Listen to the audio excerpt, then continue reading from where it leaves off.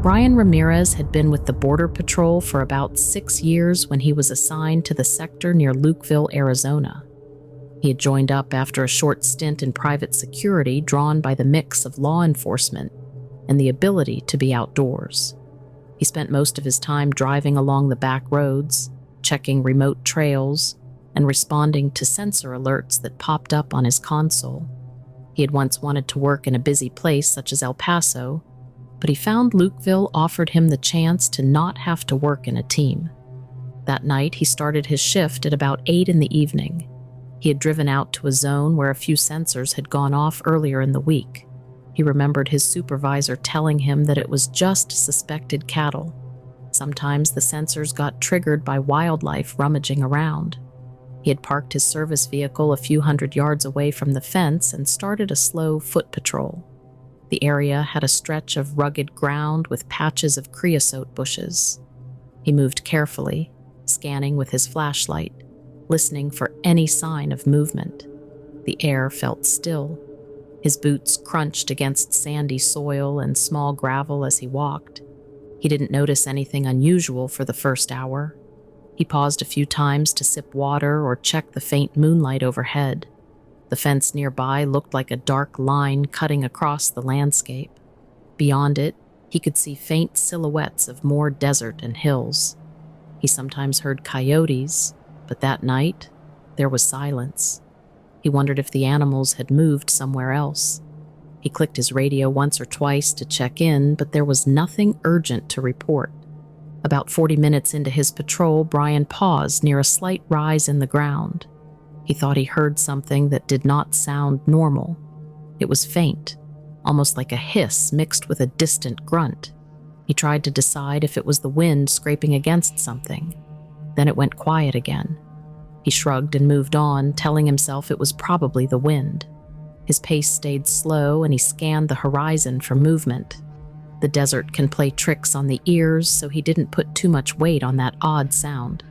He took a note of the time and location in a small notebook he kept in his pocket, just so he could double-check later if he heard more. He walked another quarter-mile along the fence. The night air seemed clear, and he spotted a few faint stars overhead. Then he heard something else, this time a strange clanging sound that lasted for a few seconds. It reminded him of metal on metal, though it was muted, as though it was happening behind something. He stopped, took off his cap, and listened carefully. The sound did not repeat. He tried to think of a reason for such a noise. Sometimes travelers or smugglers cut the fence or used tools, but he did not see any fresh damage to the fence. He scanned with his flashlight, seeing only the usual steel framework. The desert beyond the fence was dark, so he decided to move closer to see if someone was tampering with the barrier. He approached, shining his beam along the fence line. He found a few spots with older marks that had been welded shut weeks ago. Nothing looked fresh. He took his time, tapping the fence with his own flashlight handle to see if that reproduced the sound he'd heard. It made a dull ring, not quite what he recalled. He became a bit uneasy, but told himself it might just be a piece of loose fencing swaying in the breeze. He moved on, continuing his route. About 5 minutes later, he thought he spotted movement out of the corner of his eye. A shape, human-sized, seemed to dart behind a cluster of rocks about 50 yards away. He aimed his flashlight in that direction.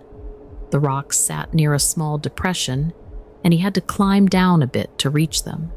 He called out in Spanish, identifying himself and asking if anyone needed help. There was no response. He called out a second time in English just in case. The only thing he heard was a short grunt that faded quickly. Brian knew there could be many explanations. He decided to approach. The air felt heavier now, and he realized he was sweating more than usual. He stepped slowly toward the rocks, shining his light along the ground. He saw a few footprints, but they were odd. They looked like partial shoe prints, but missing clear edges. It was as though someone had dragged one foot. The toes looked pointed, or at least narrower than normal boots. He couldn't tell if it was just the way the sand had shifted. Reaching the rocks, he circled around them, expecting to find a hiding person. Instead, he found empty space. No one was there. The area behind the rocks opened up onto a slope that led toward a shallow wash. He scanned the wash with his flashlight, seeing only scattered brush. The sense of movement he'd seen was gone. He checked around for fresh footprints, but only saw what looked like a single partial print. He tried to match it to the shape of his own boot, but it was smaller and had an unusual angle, like whoever, or whatever, made it, had placed more weight on the front. He noted it in his small notebook and took a few photos with his phone, though the lighting was poor. He spent the next hour methodically checking the area. He used his radio to call in a possible group crossing, but he clarified it might be a single individual. Dispatch told him to keep them posted. He decided not to mention the strange nature of the tracks until he had more details. He felt uneasy. In training, they always said to keep logs of suspicious activity, but he also knew how easy it was to overreact. Sometimes the desert made it hard to think clearly, especially at night. He thought about heading back to his vehicle, but he also wanted to be thorough. He decided to continue walking along the fence to see if he could pick up any other signs. As he moved forward, the clanging sound returned, louder this time. It echoed in the darkness to his right, away from the fence. He turned, aimed his flashlight, and saw nothing. He took a few steps that way and paused. The sound stopped. He strained his ears and heard a faint rustling, as if someone was pushing through brush or scraping against rock. He moved in that direction carefully. The noise led him to a small ravine. When he reached the edge, he saw something move at the bottom. It flickered in his light for just a second. It looked like a figure standing on two legs, about average human height, but the shape of its head seemed strange, elongated, or angled in a way that was not typical. Then, in a blur, it rushed further along the ravine. Brian scrambled down, calling out for it to stop. He reached the bottom and swept his light across the open space, but it was gone. His breath quickened. He double-checked the ground. The footprints in the sandy patch at the bottom were shallow, but definitely bipedal. The stride was short, but the depth was inconsistent, as if the creature had moved at a strange gait or was leaping at points. Brian felt his heart racing. This was something out of the ordinary. He told himself it had to be a person wearing unusual gear, perhaps protective covers on their feet, or something else that might distort footprints. But who would do that out here in the dark? He called his partner on the radio, a friend named Morales, who was patrolling a different sector that evening. He asked if Morales had picked up anything strange near his zone. Morales said no. Brian hesitated, then said he might have spotted a subject who appeared disoriented. Morales laughed a bit, but said to be careful. That reaction made Brian hold back on describing exactly what he saw. He didn't want to become the butt of jokes back at the station. He just said he would keep searching a bit longer. Brian continued along the ravine, heading in the direction the figure had vanished. He found a few more of those odd footprints, each spaced several feet apart. It looked like the subject was moving quickly. Some prints seemed deeper, suggesting more force with each step. The ground soon turned rockier, and the footprints faded. He followed for another half hour, scanning left and right. Then he heard that hiss again. It came from behind a small outcrop of rock to his left. He pivoted, shining his light on the stone surface, noticing a shadow that seemed to move behind it. He called out for the subject to show their hands. No response, just another grunt and what sounded like a scrape of metal. He advanced, taking cautious steps. When he reached the far side of the outcrop, he found only emptiness. A faint smell, sharp and bitter, lingered in the air. He wondered if it was sweat or some chemical substance. The night wind started to pick up, rustling the brush, making it hard to pin down the smell. He began to feel a growing sense of dread. He told himself to remain logical, to treat this as a normal situation. Maybe it was a smuggler who had rigged up some gear to bypass the fence in an unusual way. Maybe the subject had a reason to move in short bursts so they wouldn't be seen. But that didn't explain the shape of the head he'd glimpsed, or the hissing noise, or the strange half-metallic sounds that kept popping up at random intervals. He replayed that brief sighting in his mind. It had been less than a second, but he was sure the figure's head was narrower than a normal human's. The shoulders also seemed set lower, making the arms hang in a funny position. He tried to push those thoughts aside. The desert night can cause illusions, especially for a lone agent. He decided to head back to his vehicle to gather more gear. He had a better flashlight, some night vision equipment, and water. On the way back, he kept scanning behind him, feeling as though he was being watched. The nights in that region could be silent, but now it felt unnaturally so. He made his way over the rocky terrain, climbing up low hills, stepping around patches of scrub. The walk took him almost half an hour. At times, he heard faint scraping or a grunt, which made him stop and shine his flashlight around in all directions. Each time, the sound would cut off the moment he tried to pinpoint it. Once, he swore he saw a glint of light reflecting from eyes, or maybe from metal. It vanished too fast for him to be sure. When Brian reached his vehicle, he checked everything around it, making sure no one was hiding underneath or in the back. He found it empty. He opened the trunk, rummaged for the night vision device, switched out his smaller flashlight for a more powerful one, and took a quick drink of water. He realized his hands were shaking slightly. He forced himself to calm down, reminding himself he was trained to handle unexpected events. He grabbed the radio and let dispatch know he was investigating suspicious activity. He didn't provide details, only that he might be dealing with a single subject. They asked if he needed backup. He said he was fine for now, which was partly true, but also driven by the fact he had no idea what he was dealing with. After adjusting the night vision goggles, he locked his vehicle and set off again, this time heading back to the general area of the ravine. He wanted to see if he could catch another glimpse of the figure under different conditions. He walked for about 15 minutes without incident. Then he heard that metallic clanging again, louder and more distinct. It sounded like two pieces of metal hitting, followed by a dragging noise. He lifted the night vision goggles and scanned the horizon. At first, he saw nothing. Then he noticed a shape that seemed to reflect a bit of ambient light near a rocky embankment. He approached quietly, stepping heel to toe, trying to keep his footsteps silent. As he closed the distance, he saw the shape move. It rose up on two legs, and he got a clearer view through the goggles.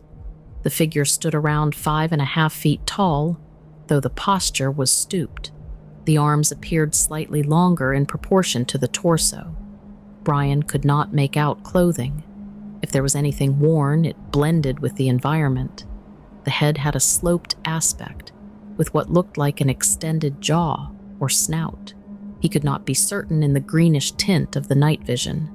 Then the figure turned and made a short, hissing sound. Brian nearly dropped his gear in surprise because it did not look like any person he had ever seen. Before he could raise his flashlight, the figure bolted behind the embankment at an incredible speed. Brian hurried to that spot, fumbling with the goggles. When he reached the embankment, he found a patch of disturbed stones and no sign of the creature. He played his flashlight over the rocks, searching for an opening or a crevice. There was a narrow gap at the base of the embankment, almost like a small cave or tunnel. The gap looked too tight for a normal adult human to slip through, but the footprints near the entrance suggested something had squeezed through. He knelt down, shining his light inside. The passage curved to the right, and he could see only a few feet in before darkness swallowed the rest. A dank smell drifted out. He felt a surge of anxiety, not knowing if he should crawl in after it.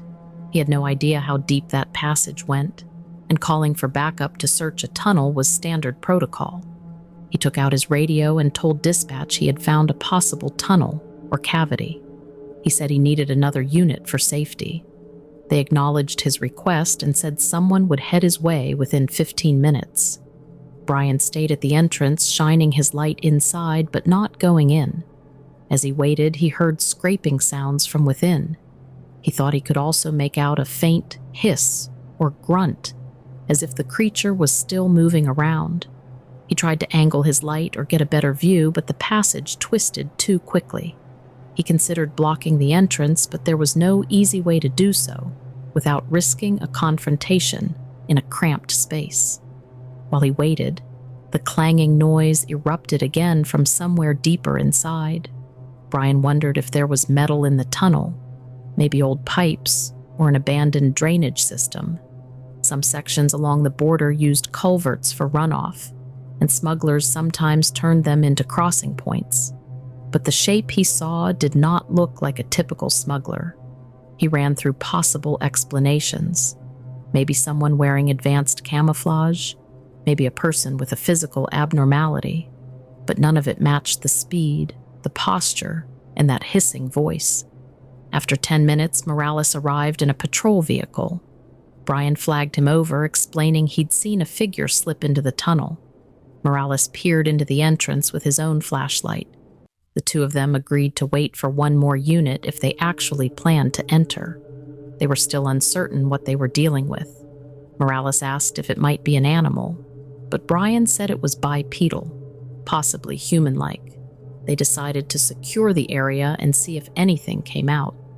They waited another half hour, keeping their flashlights aimed at the gap. They heard occasional sounds, a low grunt, a scrape, what might have been a hiss. At times, it went silent. Another agent, Kent, showed up, and they told him the situation. Kent suggested sending a small drone or at least a camera on a rod. They didn't have such equipment on site. Morales joked that Brian must be imagining things, but Brian insisted he had seen a figure standing upright. They decided to call their supervisor for instructions. The supervisor suggested they mark the tunnel's coordinates and check if it was part of an old drainage system. He said to do a quick recon and then let him know if they found an actual passage that led across the border. They had to be careful because it could be a smuggler's route, possibly armed. No one wanted to crawl into a narrow space without a plan. They spent the next hour searching the surrounding area, leaving the tunnel entrance under partial watch. They found no other sign of forced entry in the fence. They found no fresh vehicle tracks. Brian pointed out the footprints and the ones by the ravine, but Morales and Kent could not make sense of them. They took photos for the record. At some point, Kent walked the length of the embankment to see if there was another exit to the tunnel. He spotted a vent-like hole further up the slope, but couldn't get close without climbing gear. By midnight, they still had not seen the figure emerge. Morales joked that maybe it was gone, or it had never existed. Brian stayed silent, frustrated that no one else had seen the creature. He pulled Morales aside at one point and tried describing it in more detail. He talked about the shape of the head, the posture. Morales shook his head and said it was probably a smuggler wearing a weird mask. Brian wanted to argue, but felt it was pointless. He knew what he saw. The memory was clear in his mind. Eventually, their supervisor radioed back and said to mark the location for a follow-up inspection in daylight. There was not much else to do at that hour without specialized gear. Morales and Kent said they would stick around a bit longer, but Brian decided to keep patrolling. Something about the entire event made him uneasy. He didn't want to just write it off. He left them at the tunnel and trekked deeper into the desert, hoping to catch any sign of the figure if it emerged from another exit. He walked for another mile or so. The darkness felt suffocating at times, broken only by the faint glow of the moon and his flashlight. Around 1 a.m, he stopped to rest near a large rock formation. He turned off his flashlight for a moment and tried to listen. A breeze rattled a few branches and he heard distant coyotes. Then he heard that clang again, echoing from somewhere to his left. He stood up, scanning with his flashlight. At first he saw nothing but the rocky ground and sparse vegetation. Then, in a flash of movement, he saw the shape again. It was perched on a rocky ledge, about 20 yards away. half lit by the moon. This time he got a clear look at it. The figure was hunched forward, arms slightly extended. The silhouette made it look almost reptilian or something with an angled profile.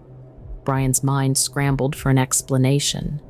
Its face had a pointed structure, and it appeared to have a slight shine around what might have been its eyes.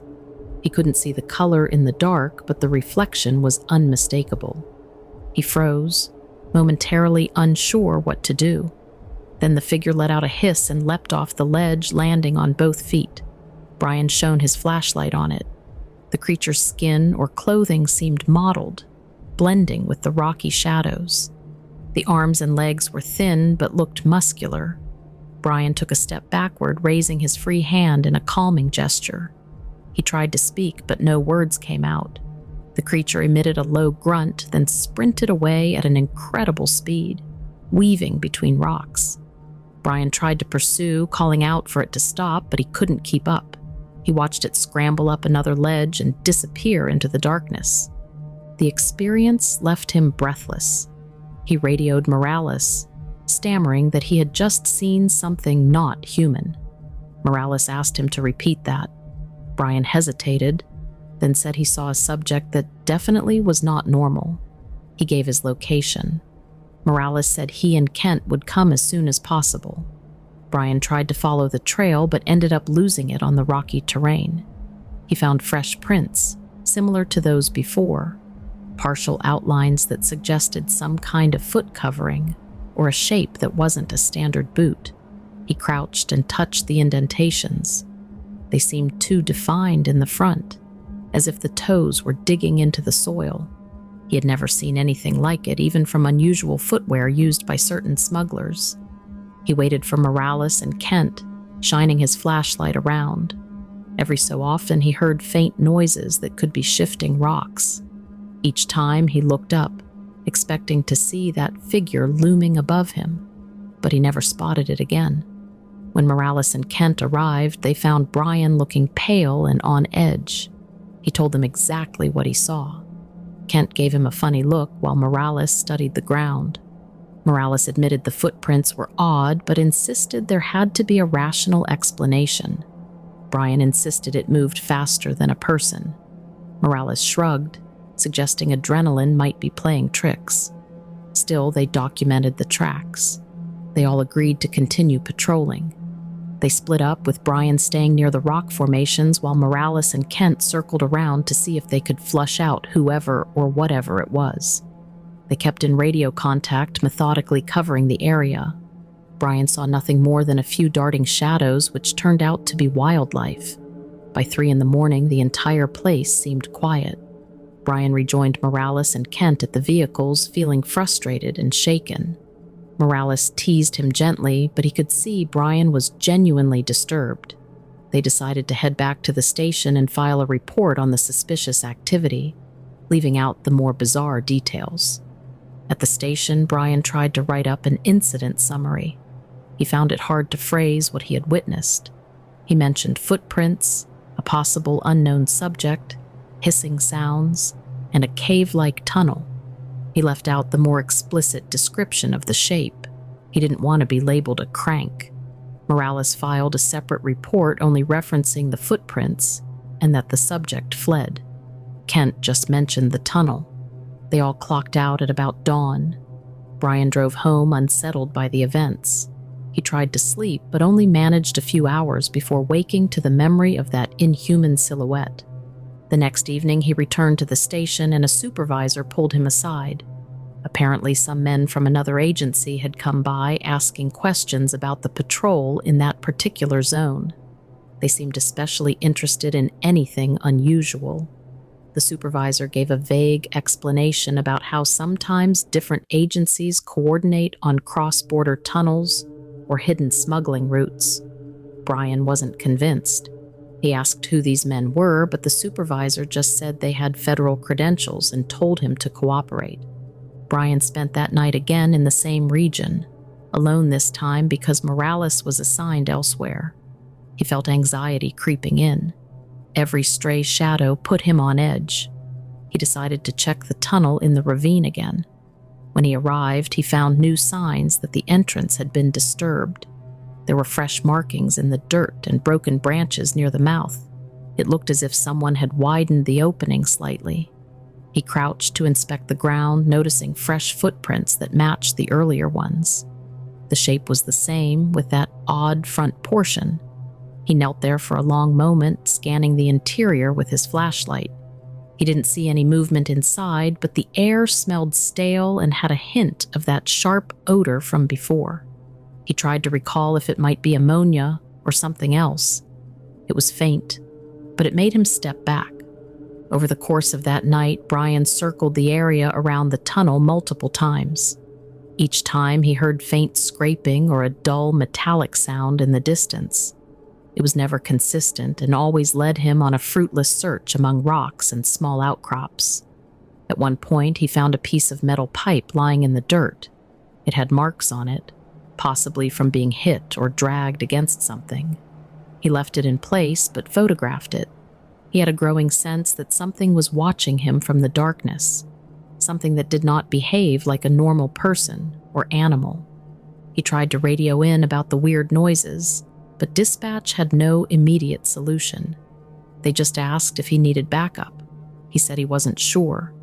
He walked a perimeter around the tunnel until about 2 a.m, shining his light occasionally into small openings and crevices.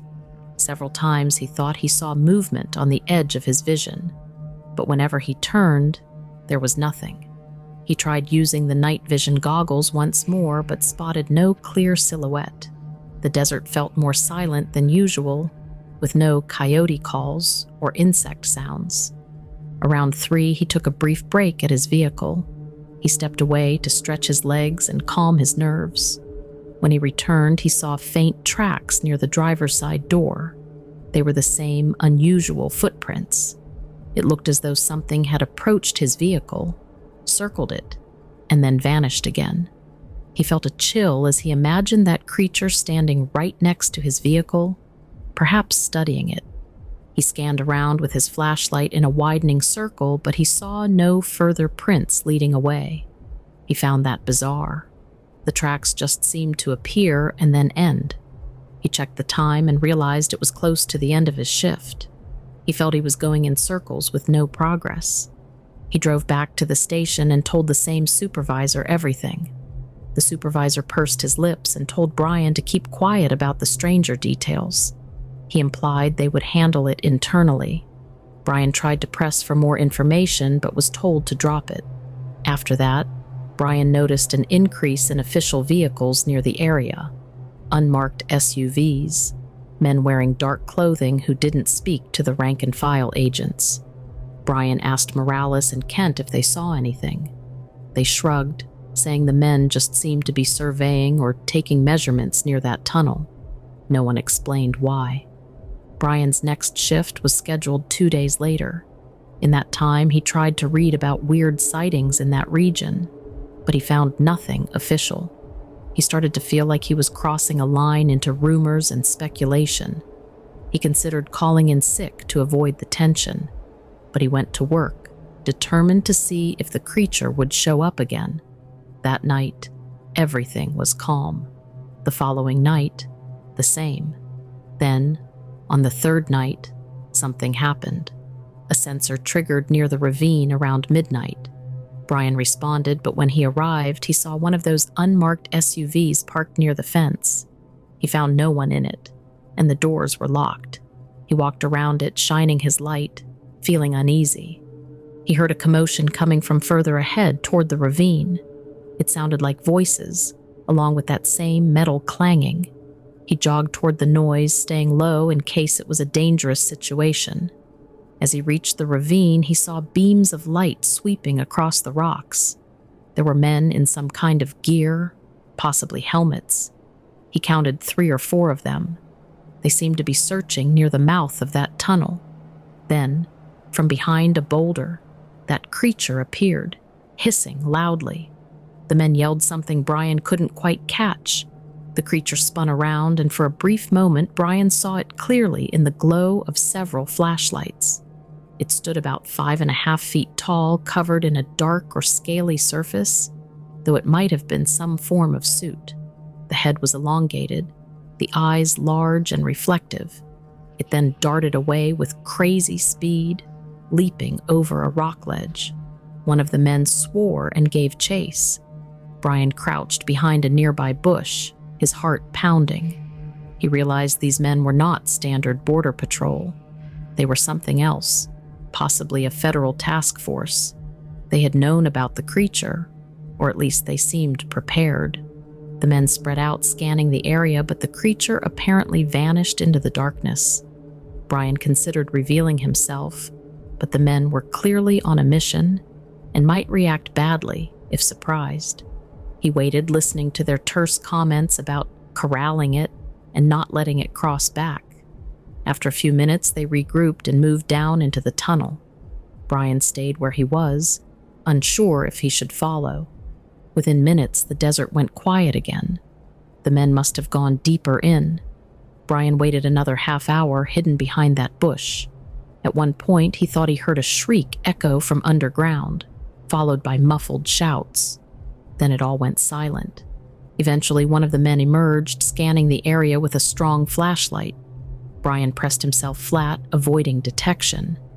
The man radioed in that they might have cornered the subject. He said something about needing extraction. Brian couldn't make out every word, but the tone was urgent. Then the man walked back into the tunnel. Not long after that, Brian heard footsteps behind him. He turned to see two more men in dark clothing approach from the other side. He froze. One of them shone a flashlight in his face and demanded to see his ID. Brian raised his hands, identified himself, and explained he was a Border Patrol agent responding to the sensor. The men glanced at each other, then one told Brian to leave immediately. He said it was a restricted operation. Brian tried to ask what was going on, and the man repeated that he needed to leave. When Brian pressed further, the man said something about an animal control operation. Nothing to worry about. The way he said it sounded rehearsed. Brian noticed the weapons they carried were not standard. He nodded, not wanting trouble, and slowly backed away. When Brian got back to his vehicle, the unmarked SUV was gone. He radioed dispatch, but they told him they had no knowledge of an operation in that exact location. The supervisor told him to return to the station and file a brief report, which he did, leaving out the details about seeing the creature again. He felt drained and confused, uncertain who those men were and what exactly they were handling. Over the next few nights, that entire section of the border was declared off-limits for standard patrol. Brian found himself reassigned to a different stretch, with no official explanation. He tried to ask around, but no one gave him a straight answer. He overheard rumors that something had been captured in the desert, but none of his fellow agents admitted to seeing it. Morales said he had been told to ignore certain calls from that area. Kent just shook his head when asked. It was as if a clamp had come down on any talk of weird footprints or creatures. Brian struggled to sleep for days, replaying the sight of that figure in his mind, remembering the speed and the hissing. He kept thinking about the footprints, the metallic clanging, and the way the men in dark gear talked about corralling it. He wondered if it was some escaped experimental animal or a mutated species. He had no real answers, just speculation, but what he knew for sure was that it was not a normal person crossing the border. He considered contacting journalists or writing an anonymous account online, but he worried about losing his job. The more he thought about it, the more he realized the entire matter had been quietly taken over by unknown officials. He heard secondhand that the cave had been sealed or collapsed, though no official record mentioned it. When he drove by that area weeks later, he saw new fencing and signs warning of unstable ground. He suspected those signs were just a cover. Something had happened in that tunnel, and now the public was not allowed near it. In the weeks that followed, Brian did his best to move on. He continued patrolling, responding to routine calls, but every time he drove near that sector, he felt uneasy. He sometimes heard faint stories from local ranchers about odd noises in the night, but he chose not to pursue them. He had learned that pushing further only led to locked doors and vague excuses. Once, he tried to bring it up with the supervisor who originally spoke to him about the men in dark clothing. The supervisor brushed him off, saying the matter was classified. After that, Brian knew better than to keep asking. Months later, he shared the experience with a close friend outside the Border Patrol. He described the two-legged figure, the speed, the footprints, and the hissing. The friend listened, skeptical but intrigued, and told Brian he should watch his back. Brian realized he had no proof to offer aside from a few low-quality photos of footprints and some half-written incident notes. The official record was watered down, and the site was no longer accessible. That left him stuck with unanswered questions. In time, Brian stopped trying to figure it all out, but he never forgot the way the creature looked in the moonlight. He often thought back to that first fleeting glimpse when it stood on a ledge, outlined against the sky, arms slightly extended, head angled in a way that seemed both curious and defensive. He remembered the moment their eyes might have locked, though he could not see them clearly. Something about that encounter felt almost intelligent. He wondered if it was looking at him with the same mix of fear and fascination. Then it disappeared, leaving him with that haunting memory. Every so often he had dreams in which he was back on patrol, shining his flashlight across the desert, only for that figure to appear and vanish again. When he tried to talk about it with Morales in private, Morales would say it was probably a smuggler with advanced gear or an animal that looked strange under the goggles. But Brian knew what he had seen. The shape was off, the posture was off, and the movement was too fast and fluid to be a person in a costume. He also remembered hearing how the men in dark gear spoke about capturing it, and how they carried specialized equipment that looked beyond normal law enforcement tools. In the end, Brian was left with the strong impression that there were things along the border that most people never hear about. He realized the hush-up was not about national security in the usual sense. It was more about hiding something unusual that defied an easy label. He had no idea if that creature was unique or if more existed. He often wondered if late at night others had glimpsed it or a similar being. The official stance would always be that there was nothing there, just shadows and illusions. Brian kept doing his job. He went out on routine calls, handled migrant apprehensions, and wrote his daily logs. But he never forgot that night when he saw something on two legs that looked nothing like a person, hissing and darting between rocks, leaving footprints that matched no boot he had ever encountered. It felt like an event outside his normal reality, something that would not fit neatly into a report. Over time, he made peace with it, only occasionally discussing it with a few trusted individuals who did not laugh at him. And so, his story remained mostly private. He would sometimes drive along that stretch of fence at dusk, thinking he might catch another glimpse of the creature, but everything stayed quiet. Whenever he brought up the topic with superiors, he was told not to dwell on it. Whenever he hinted at it in larger group settings, he got blank stares or forced smiles. He learned there was a reason for that silence, and it was not for him to break. He recognized that higher authorities did not want the public to know something was out there. Whether it was an undiscovered species, a classified experiment, or something else, he could only guess. In that final realization, Brian understood he had stumbled upon a secret that certain agencies wanted to keep hidden. The creature's presence was not a rumor or an illusion. It was real, and it roamed at least part of that border region, prompting special teams to come in and handle the situation. The official line would always be that it was nothing, or perhaps a smuggler group. The records would likely omit any mention of strange footprints or sightings. Brian accepted that no one would openly talk about it. He also knew he would never forget the sight of that figure standing in the moonlit desert, hissing like a cornered animal, yet moving with a swift intelligence.